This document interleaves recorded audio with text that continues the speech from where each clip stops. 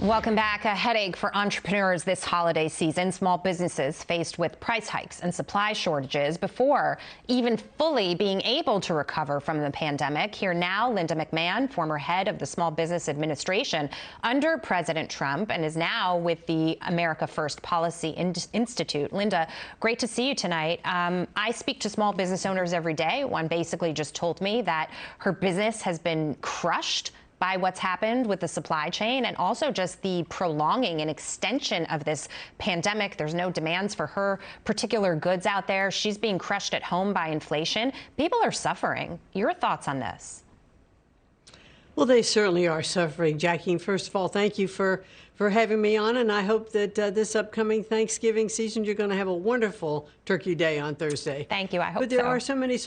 Thank you. There are so many small businesses that are hurting, and if you think about it, in fact, you know, NFIB has reported, the National Federation of Independent Businesses, that over 50% of small businesses are reporting that they cannot get their product, that they are suffering, you know, compared to where they were even prior to the pandemic. And if you think about fuel prices, restaurants trying to get their products in, it's costing more to deliver them. They have to raise prices on their product. Consumers will come in, but they're only going to pay but so much. And for retailers who don't have products on the shelves, their customers are coming in and they don't have the right product and they try to sell them something different. But then that causes, you know, frustration in the marketplace. So these small businesses really are hurting. So the president has blamed what we're seeing with price increases on rising demand from consumers, essentially saying that we broke the supply chain because we want too much in this country. But that's unequivocally not true. And what's actually happening, as you said, is the higher cost of goods is why businesses are pushing prices up. My family's in a small business. The fuel costs impact them a lot. You've got other pundits that come on and they say, companies, small businesses, they're making tons of money because prices are up. I mean, if you've ever looked at an income statement, you have your revenue, you have your cost of goods sold, and that's how you get to your profit. And when your costs go up, your profit does not rise.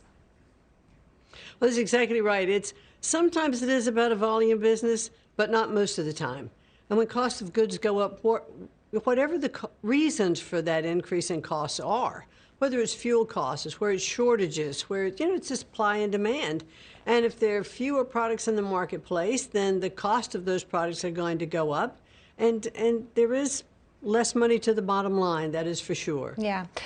This, straying from the topic a little bit, I just want to get your perspective, your insight, if you will. You worked with President Trump, and you guys recognize that small business and being an entrepreneur is so much of the foundation and the backbone of what this country is built on. So you're seeing this administration come in and basically undo so much of what you did to strengthen those communities and prolong this pandemic and make it harder for people to operate. And I just wonder what your thoughts are on why they're not listening to their constituents. Because when I hear Biden speak, when I see Jen Psaki get up at the podium, I'm shocked by some of the things that come out of their mouths. It's like they're not listening at all.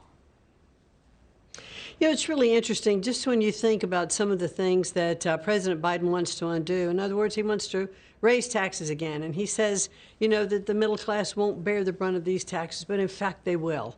Because when you raise taxes, the lower to middle incomes are the ones who wind up in the end paying the higher taxes. And so that hurts businesses, that hurts consumers, that hurts families. And undoing all of the good economic policies that President Trump put into place is just really hurting our economy. Yeah. And I'm saddened to see that. I truly am. Yeah, it's heartbreaking when you think about it. It's heartbreaking that they're trying to cancel Thanksgiving. Linda, I certainly am going to try to have turkey with my family. I hope you do too. And it was great to see you as always. Thanks so much for having me. Sure.